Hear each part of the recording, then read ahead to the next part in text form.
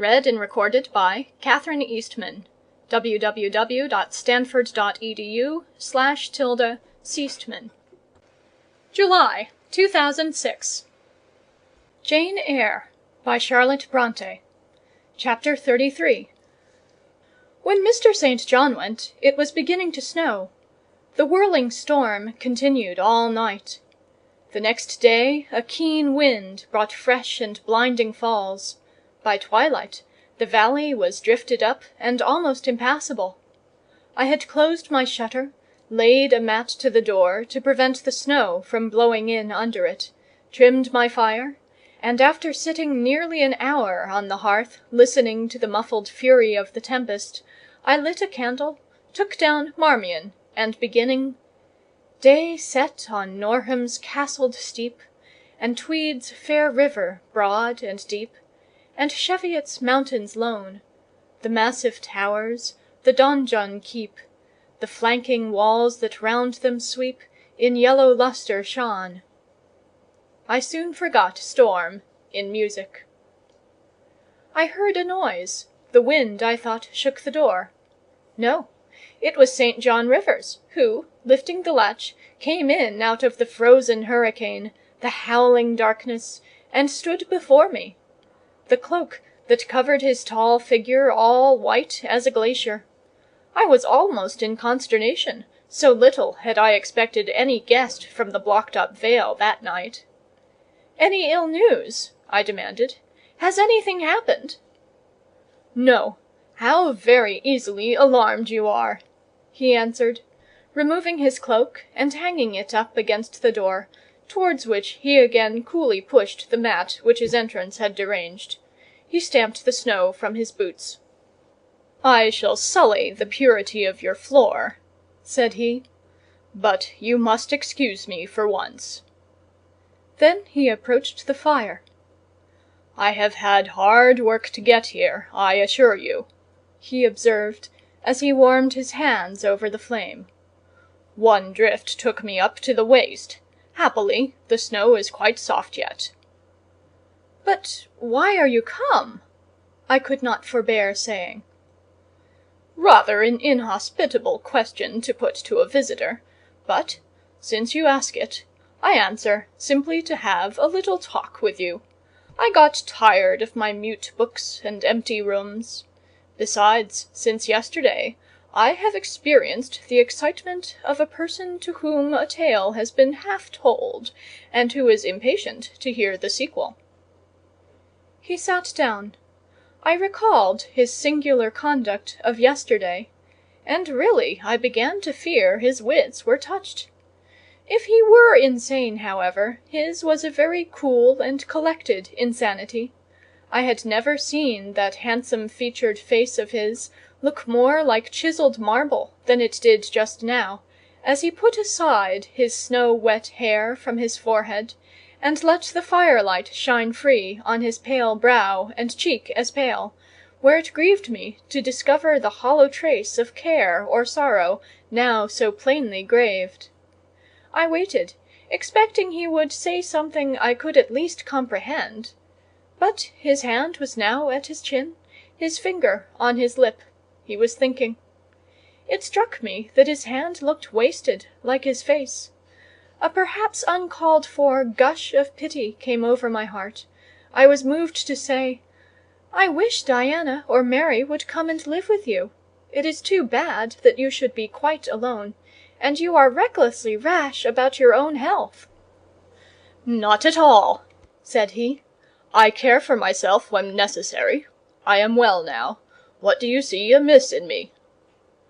This was said with a careless, abstracted indifference, which showed that my solicitude was, at least in his opinion, wholly superfluous. I was silenced. He still slowly moved his finger over his upper lip, and still his eye dwelt dreamily on the glowing grate. Thinking it urgent to say something, I asked him presently if he felt any cold draught from the door, which was behind him. "No, no," he responded shortly and somewhat testily. "Well," I reflected, "if you won't talk, you may be still. I'll let you alone now, and return to my book." So I snuffed the candle, and resumed the perusal of Marmion. He soon stirred. My eye was instantly drawn to his movements. He only took out a morocco pocket-book, thence produced a letter, which he read in silence, folded it, put it back, relapsed into meditation. It was vain to try to read with such an inscrutable fixture before me, nor could I, in impatience, consent to be dumb. He might rebuff me if he liked, but talk I would.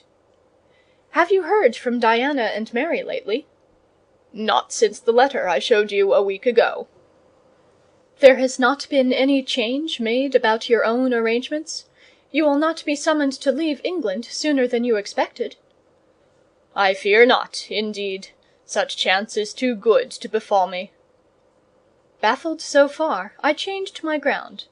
I bethought myself to talk about the school and my scholars. "Mary Garrett's mother is better, and Mary came back to school this morning, and I shall have 4 new girls next week from the Foundry Close. They would have come to-day, but for the snow." "Indeed." "Mr. Oliver pays for 2. "Does he?" "He means to give the whole school a treat at Christmas." "I know." "Was it your suggestion?" "No." "Whose, then?" "His daughter's, I think." "It is like her. She is so good-natured." "Yes." Again came the blank of a pause. The clock struck 8 strokes. It aroused him. He uncrossed his legs, sat erect, turned to me. "Leave your book a moment, and come a little nearer the fire," he said. Wondering, and of my wonder finding no end, I complied. "Half an hour ago," he pursued, "I spoke of my impatience to hear the sequel of a tale. On reflection, I find the matter will be better managed by my assuming the narrator's part, and converting you into a listener. Before commencing, it is but fair to warn you that the story will sound somewhat hackneyed in your ears, but stale details often regain a degree of freshness when they pass through new lips. For the rest, whether trite or novel, it is short. 20 years ago, a poor curate, never mind his name at this moment, fell in love with a rich man's daughter. She fell in love with him, and married him, against the advice of all her friends, who consequently disowned her immediately after the wedding. Before 2 years passed, the rash pair were both dead, and laid quietly side by side under one slab. I have seen their grave. It formed part of the pavement of a huge churchyard surrounding the grim, soot-black old cathedral of an overgrown manufacturing town in shire. They left a daughter, which, at its very birth, Charity received in her lap, cold as that of the snowdrift I almost stuck fast in to-night. Charity carried the friendless thing to the house of its rich maternal relations. It was reared by an aunt-in-law called, I come to names now, Mrs. Reed of Gateshead. You start. Did you hear a noise? I dare say it is only a rat scrambling along the rafters of the adjoining schoolroom. It was a barn before I had it repaired and altered, and barns are generally haunted by rats. To proceed. Mrs. Reed kept the orphan 10 years. Whether it was happy or not with her, I cannot say, never having been told. But at the end of that time she transferred it to a place you know, being no other than Lowood School, where you so long resided yourself. It seems her career there was very honourable. From a pupil she became a teacher, like yourself. Really, it strikes me there are parallel points in her history and yours. She left it to be a governess. There again, your fates were analogous. She undertook the education of the ward of a certain Mr. Rochester. "Mr. Rivers!" I interrupted. "I can guess your feelings," he said, "but restrain them for a while. I have nearly finished. Hear me to the end. Of Mr. Rochester's character I know nothing, but the one fact that he professed to offer honourable marriage to this young girl, and that at the very altar she discovered he had a wife yet alive, though a lunatic. What his subsequent conduct and proposals were is a matter of pure conjecture. But when an event transpired which rendered inquiry after the governess necessary, it was discovered she was gone, no one could tell when, where, or how. She had left Thornfield Hall in the night. Every research after her course had been vain. The country had been scoured far and wide. No vestige of information could be gathered respecting her. Yet that she should be found is become a matter of serious urgency. Advertisements have been put in all the papers. I myself have received a letter from one Mr. Briggs, a solicitor, communicating the details I have just imparted. Is it not an odd tale?" "Just tell me this," said I, "and since you know so much, you surely can tell it me. What of Mr. Rochester? How and where is he? What is he doing? Is he well?" "I am ignorant of all concerning Mr. Rochester. The letter never mentions him but to narrate the fraudulent and illegal attempt I have adverted to. You should rather ask the name of the governess, the nature of the event which requires her appearance." "Did no one go to Thornfield Hall, then? Did no one see Mr. Rochester?" "I suppose not." "But they wrote to him?" "Of course." "And what did he say? Who has his letters?" "Mr. Briggs intimates that the answer to his application was not from Mr. Rochester, but from a lady. It is signed Alice Fairfax." I felt cold and dismayed. My worst fears, then, were probably true. He had, in all probability, left England, and rushed in reckless desperation to some former haunt on the Continent. And what opiate for his severe sufferings, what object for his strong passions, had he sought there? I dared not answer the question. Oh, my poor master, once almost my husband, whom I had often called my dear Edward. "He must have been a bad man," observed Mr. Rivers. "You don't know him. Don't pronounce an opinion upon him," I said with warmth. "Very well," he answered quietly. "And indeed my head is otherwise occupied than with him. I have my tale to finish. Since you won't ask the governess's name, I must tell it of my own accord. Stay, I have it here. It is always more satisfactory to see important points written down fairly committed to black and white." And the pocket-book was again deliberately produced, opened, sought through. From one of its compartments was extracted a shabby slip of paper, hastily torn off. I recognized in its texture and its stains of ultramarine and lake and vermilion the ravished margin of the portrait cover. He got up, held it close to my eyes, and I read, traced in Indian ink in my own handwriting, the words Jane Eyre, the work doubtless of some moment of abstraction. "Briggs wrote to me of a Jane Eyre," he said. "The advertisements demanded a Jane Eyre. I knew a Jane Elliot. I confess I had my suspicions, but it was only yesterday afternoon they were at once resolved into certainty. You own the name, and renounce the alias?"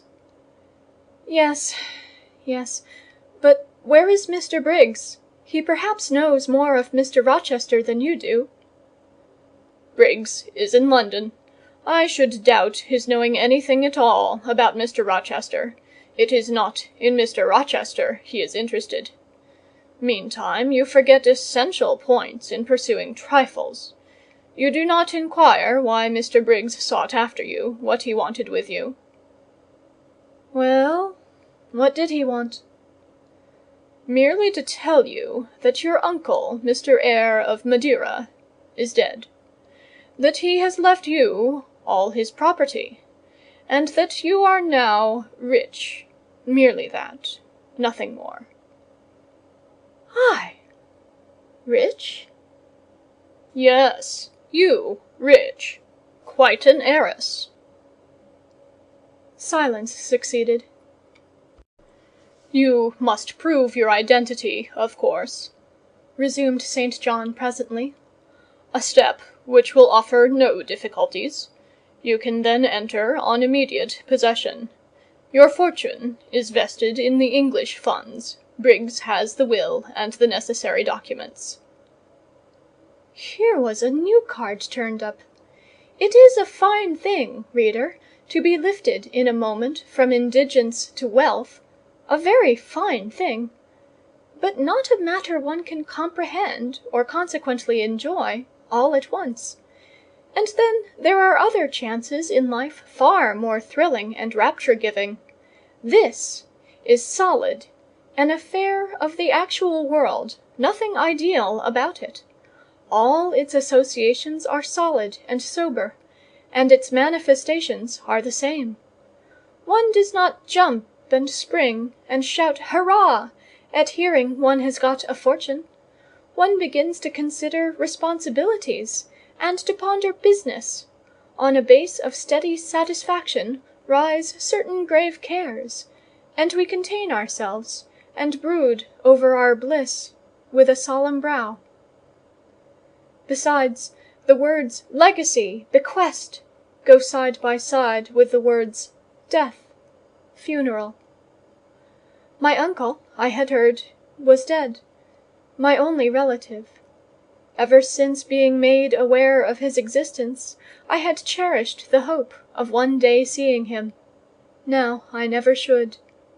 And then this money came only to me, not to me and a rejoicing family, but to my isolated self. It was a grand boon, doubtless, and independence would be glorious. Yes, I felt that. That thought swelled my heart. "You unbend your forehead at last," said Mr. Rivers. "I thought Medusa had looked at you, and that you were turning to stone. Perhaps now you will ask how much you are worth?" "How much am I worth?" "Oh, a trifle. Nothing, of course, to speak of. 20,000 pounds, I think they say. But what is that?" 20,000 pounds! Here was a new stunner. I had been calculating on 4,000 or 5,000. This news actually took my breath for a moment. Mr. St. John, whom I had never heard laugh before, laughed now. "Well," said he, "if you had committed a murder, and I had told you your crime was discovered, you could scarcely look more aghast." "It is a large sum. Don't you think there is a mistake?" "No mistake at all." "Perhaps you have read the figures wrong. It may be 2,000. "It is written in letters, not figures. 20,000. I again felt rather like an individual of but average gastronomical powers, sitting down to feast alone at a table spread with provisions for 100. Mr. Rivers rose now and put his cloak on. "If it were not such a very wild night," he said, "I would send Hannah down to keep you company. You look too desperately miserable to be left alone. But Hannah, poor woman, could not stride the drifts so well as I. Her legs are not quite so long. So I must e'en leave you to your sorrows. Good night." He was lifting the latch. A sudden thought occurred to me. "Stop 1 minute!" I cried.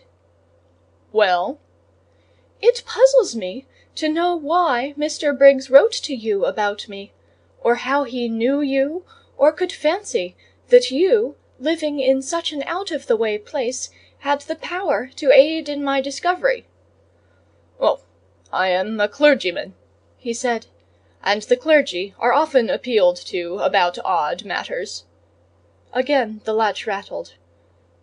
"No, that does not satisfy me," I exclaimed; and indeed there was something in the hasty and unexplanatory reply which, instead of allaying, piqued my curiosity more than ever. "It is a very strange piece of business," I added. "I must know more about it." "Another time." "No, to-night, to-night!"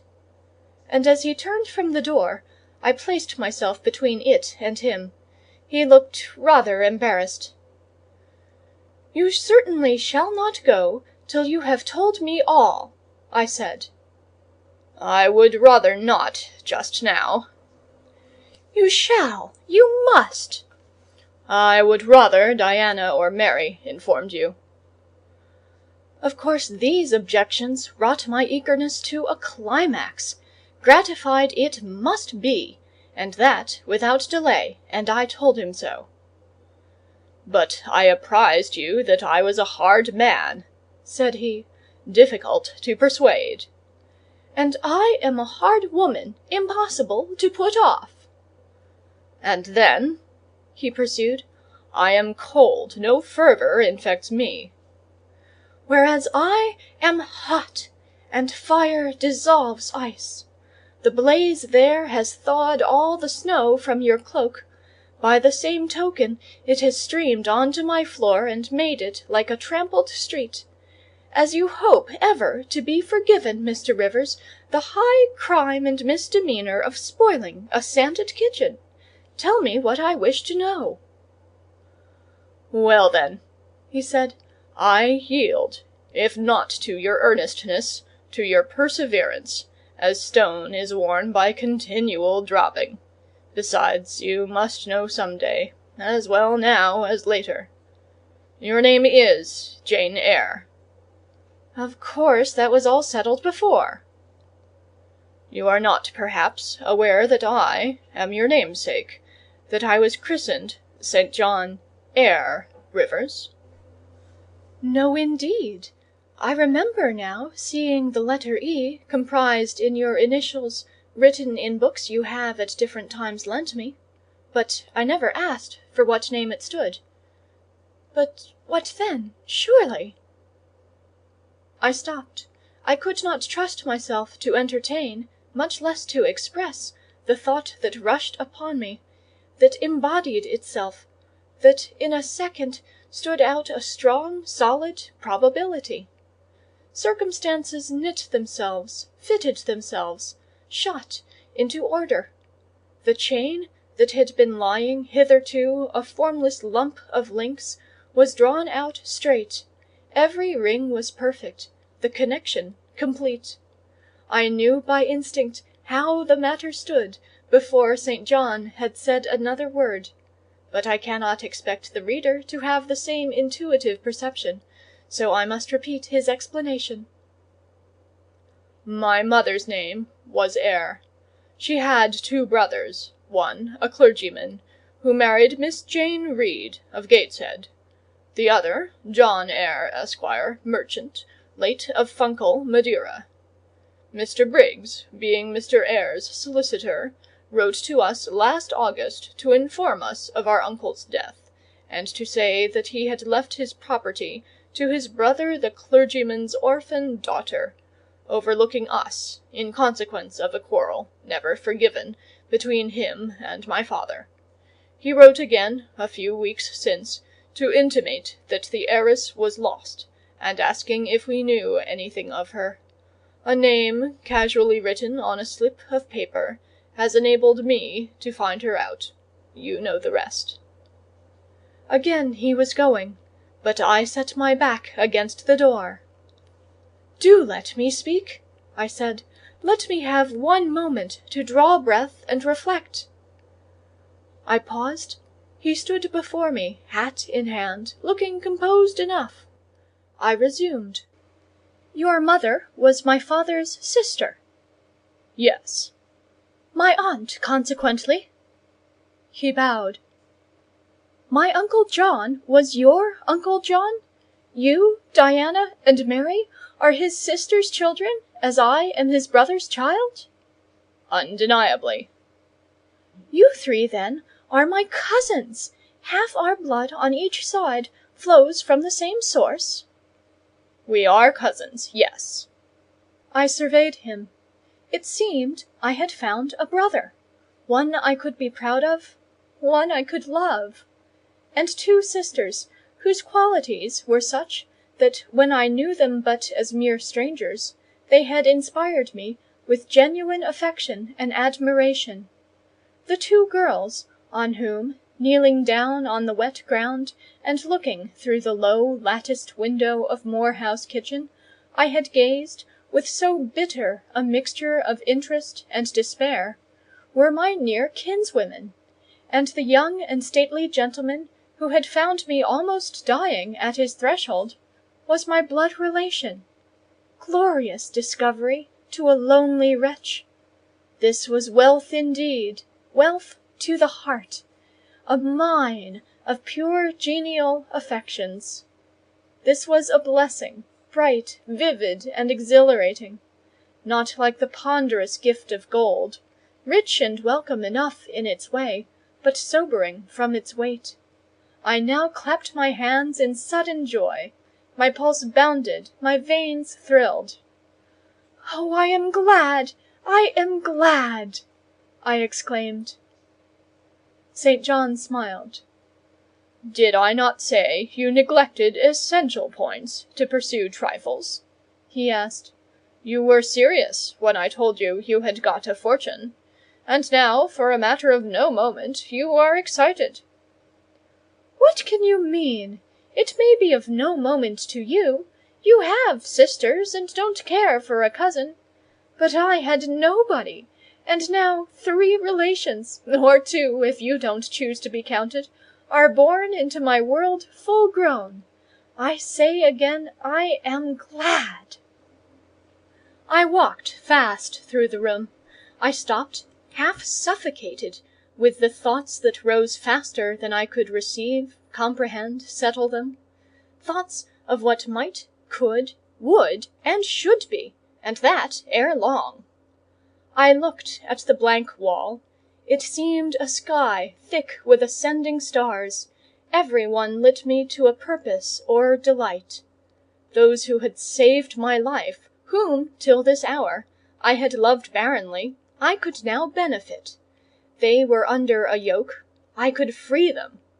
They were scattered, I could reunite them. The independence, the affluence which was mine, might be theirs too. Were we not 4? 20,000 pounds shared equally would be 5,000 each. Justice, enough and to spare. Justice would be done. Mutual happiness secured. Now the wealth did not weigh on me. Now it was not a mere bequest of coin. It was a legacy of life, hope, enjoyment. How I looked while these ideas were taking my spirit by storm, I cannot tell; but I perceived soon that Mr. Rivers had placed a chair behind me, and was gently attempting to make me sit down on it. He also advised me to be composed. I scorned the insinuation of helplessness and distraction, shook off his hand, and began to walk about again. "Write to Diana and Mary to-morrow," I said, "and tell them to come home directly. Diana said they would both consider themselves rich with 1,000 pounds, so with 5,000 they will do very well." "Tell me where I can get you a glass of water," said St. John. "You must really make an effort to tranquillize your feelings." "Nonsense! And what sort of an effect will the bequest have on you? Will it keep you in England, induce you to marry Miss Oliver, and settle down like an ordinary mortal?" "You wander; your head becomes confused. I have been too abrupt in communicating the news. It has excited you beyond your strength." "Mr. Rivers, you quite put me out of patience. I am rational enough. It is you who misunderstand, or rather who affect to misunderstand." Perhaps if you explained yourself a little more fully, I should comprehend better." "Explain? What is there to explain? You cannot fail to see that 20,000 pounds, the sum in question, divided equally between the nephew and 3 nieces of our uncle, will give 5,000 to each. What I want is, that you should write to your sisters, and tell them of the fortune that has accrued to them." "To you, you mean?" "I have intimated my view of the case. I am incapable of taking any other. I am not brutally selfish, blindly unjust, or fiendishly ungrateful. Besides, I am resolved I will have a home and connections. I like Moor House, and I will live at Moor House. I like Diana and Mary, and I will attach myself for life to Diana and Mary. It would please and benefit me to have 5,000 pounds. It would torment and oppress me to have 20,000, which, moreover, could never be mine in justice, though it might in law. I abandon to you, then, what is absolutely superfluous to me. Let there be no opposition and no discussion about it. Let us agree amongst each other, and decide the point at once." "This is acting on first impulses. You must take days to consider such a matter, ere your word can be regarded as valid." "Oh, if all you doubt is my sincerity, I am easy. You see the justice of the case?" "I do see a certain justice, but it is contrary to all custom. Besides, the entire fortune is your right. My uncle gained it by his own efforts. He was free to leave it to whom he would. He left it to you. After all, justice permits you to keep it. You may, with a clear conscience, consider it absolutely your own." "With me," said I, "it is fully as much a matter of feeling as of conscience. I must indulge my feelings. I so seldom have had an opportunity of doing so. Were you to argue, object, and annoy me for a year, I could not forego the delicious pleasure of which I have caught a glimpse, that of repaying, in part, a mighty obligation, and winning to myself lifelong friends." "You think so now," rejoined St. John, "because you do not know what it is to possess, nor consequently to enjoy wealth. You cannot form a notion of the importance 20,000 pounds would give you, of the place it would enable you to take in society, of the prospects it would open to you. You cannot—" "And you," I interrupted, "cannot at all imagine the craving I have for fraternal and sisterly love. I never had a home. I never had brothers or sisters. I must and will have them now. You are not reluctant to admit me and own me, are you?" "Jane, I will be your brother. My sisters will be your sisters, without stipulating for this sacrifice of your just rights." "Brother! Yes, at the distance of 1,000 leagues. Sisters? Yes, slaving amongst strangers. I, wealthy, gorged with gold I never earned, and do not merit; you penniless. Famous equality and fraternization, close union, intimate attachment." "But, Jane, your aspirations after family ties and domestic happiness may be realized otherwise than by the means you contemplate. You may marry." "Nonsense again! Marry! I don't want to marry, and never shall marry." "That is saying too much. Such hazardous affirmations are a proof of the excitement under which you labour." "It is not saying too much. I know what I feel, and how averse are my inclinations to the bare thought of marriage. No one would take me for love, and I will not be regarded in the light of a mere money speculation. and I do not want a stranger, unsympathizing, alien, different from me. I want my kindred, those with whom I have full fellow-feeling. Say again you will be my brother. When you uttered the words, I was satisfied, happy. Repeat them, if you can. Repeat them sincerely." "I think I can.